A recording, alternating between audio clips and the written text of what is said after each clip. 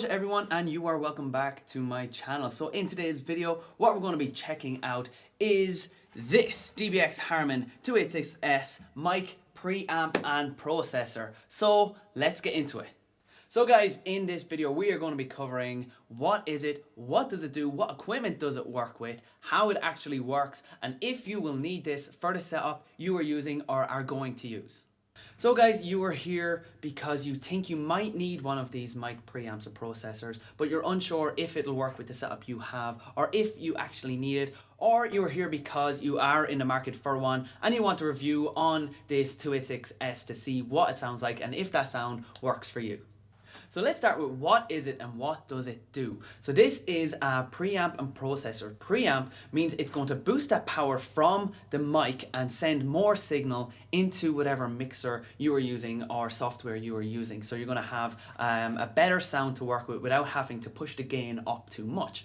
Then you have the processor. The processor is the effects you are going to be adding to that microphone. So instead of listening to yourself recording and then adding effects after to make sure that sounds nice, you can actually edit the sound in real time and the effects in real time, so you can hear what it's going to sound like as a finished product. So it saves a lot of time on the editing. If you set it up the way you like, you can then just record video after video with those same settings without having to go into your editor and change those effects or add extra effects that you wanted in the first place.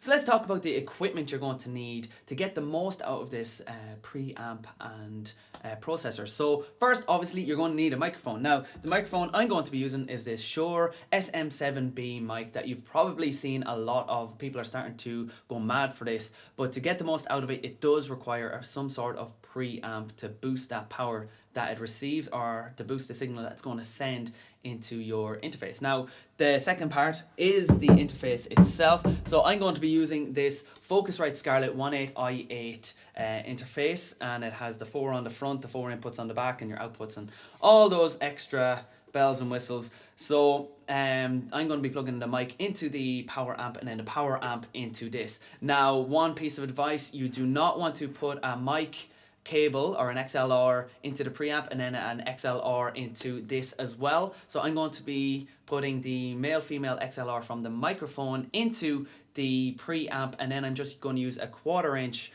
jack to connect the preamp to the interface. Then finally, you're going to need some sort of recording or mixing software. So I'm going to be using PreSonus Studio 4.1 and that is what I'm going to be recording on and testing out on and testing the effects on the preamp and the processor, so you'll be able to hear all the different effects, how they're going to affect your vocals, whether you are going to be using it for singing and recording or just doing video tutorials like this. So let's get into the rundown of the processor.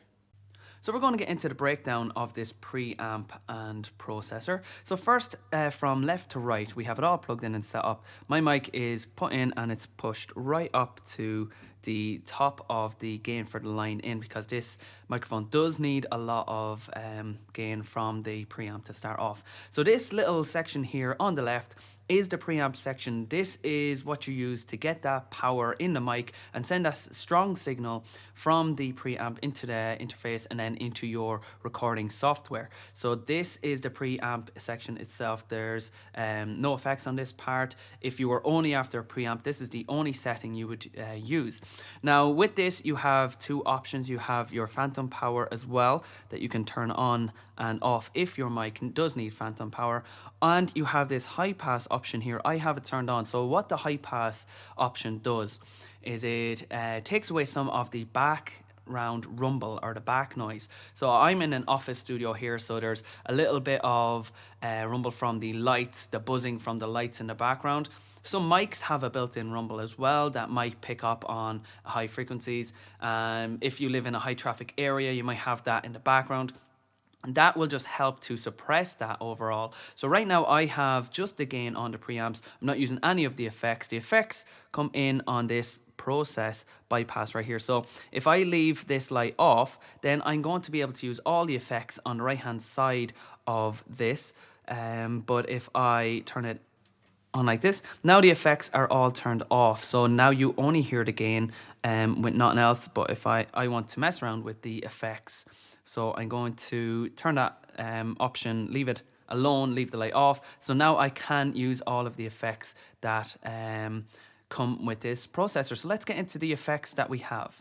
So let's get into the effects. The effects is what you got this processor for. If you just wanted a preamp, that was the first option. But you want the effects to go with it so that making videos is going to be very simple. You have your settings done, and all you have to do then is record, edit, finish. You don't need to add these effects in. So the first effect we have is this compressor here.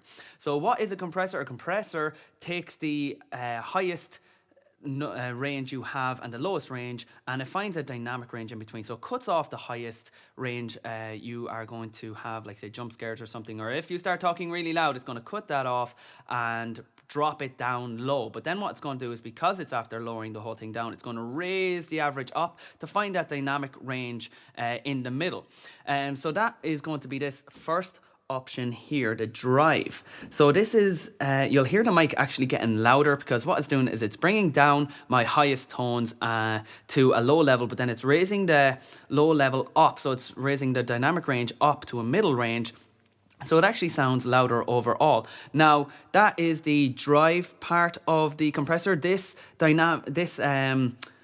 density part is actually a release. So what happens if you are going up and down, but then you drop below that process? The release is going to allow that recording to bring up the low parts now that you're after dropping the high parts. So the first thing drops the high parts down to find that dynamic range and raises the whole thing as a whole. But then this is the opposite effect. If you have any low ranges, this will find that low range and bring it back up to your dynamic range that you want. So messing around with these, finding a good way that suits you and your voice and the way you talk, because some people are very monotone. They will hold the same level and frequency throughout the duration of their speech, but some people are very passionate and will go loud, quiet. So you want to find a good mix with these. I've been playing around with them during the week, and I kind of find if I have the density a little lower than the compressor, that suits my range better, because I don't drop too low, but I do go fairly high. So I want the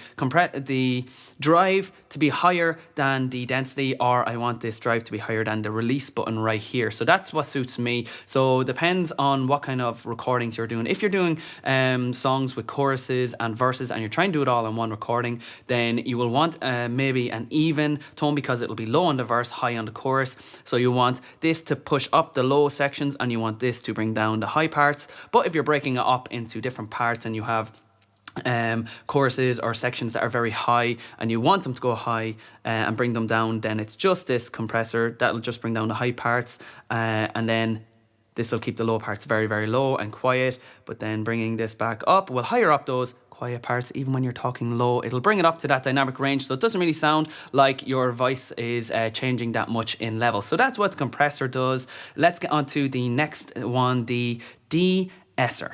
Okay, so next we have this Deesser. Now what is a Deesser? It's basically that sound you make when you talk, all the S sounds that you hear. So a lot of times, a lot of the pickups will really clearly pick that up, and if you have a bright microphone, it'll start to just sound horrible to whoever's listening. It'll just stick out over and over again as you say that any word with an S in it over and over again. So we have these two options here. The first one is the frequency. So this is what frequency you actually say the S at. So most people are between this 4 and 6 option here. So I'm just going to stick it here in the middle. So now I found the frequency. The second option decides how loud the S has to be before it starts to cut it off. So if I have it at a medium range here, the S will start to just pick up the very, very loud S that I start to do, and they'll become softer. But if I miss this around and say miss,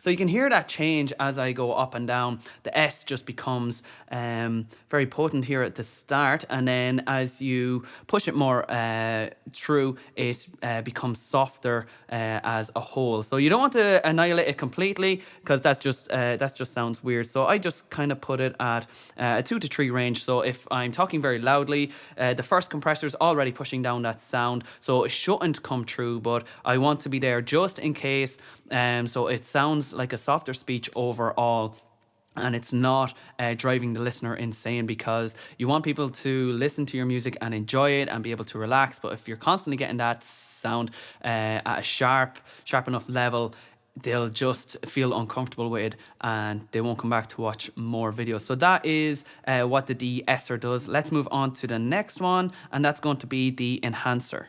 So we're on this enhancer here. Now, what is the enhancer? We have the low frequency detail and we have the high frequency detail as well. So what are they? Well, if you ever had a small amp as a beginner, this would be the bass, this would be the treble. So what you want to do is find a nice middle ground there. So the bass, if you hire that up, what it does is it raises the lowest part of the bass to give you a nice strength and authority to your voice. So if you're even going for a country style song, which does require a lot of bass and rough sounds, I love this low frequency setting that you can just bring up. Now the treble then, on the other hand, makes it very, very high and squeaky because it brings up the treble in your voice. It's not very nice on my voice or a lot of people I know, because they are very bassy singers. So I tend to leave that down, and I just raise the bass a little bit to suit my voice. But you can bring it all the way around if you want your voice to have a bit more bass to it and sound fuller. Then you can do with the left. Don't overdo the bass. It will you want natural sound to your voice, and you want it to enhance the natural frequencies you produce as a person, so, and as a singer. So find the range that actually complements your voice, rather than trying to make it into something different or something that it's not.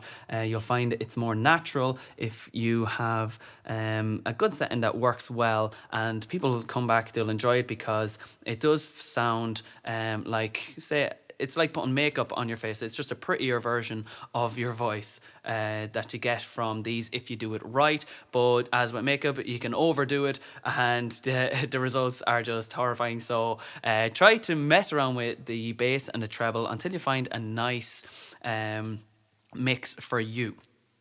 Okay, and the next effect we have is this expander gate over here, and again it has those two options like on the Deesser. So the first option here on the left is to find the frequency of the sound that's being made. So that would be white noise, a breath before a sentence or a vocal, and rustling of clothes, things like that. Then you have this option over here. So this is going to be the rate at which that sound is going to be cut off. Now it does sometimes work as a gate. So as you are quiet, the gate is closed. As you are loud, the gate is open. So if you're constantly getting a white noise buzz the whole way through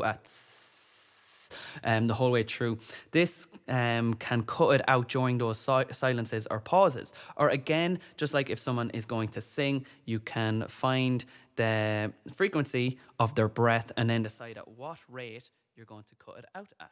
So you have, now this is going to affect the mic a little. So you have what the frequency is and then at what rate it's going to cut it out. So if I was even just to,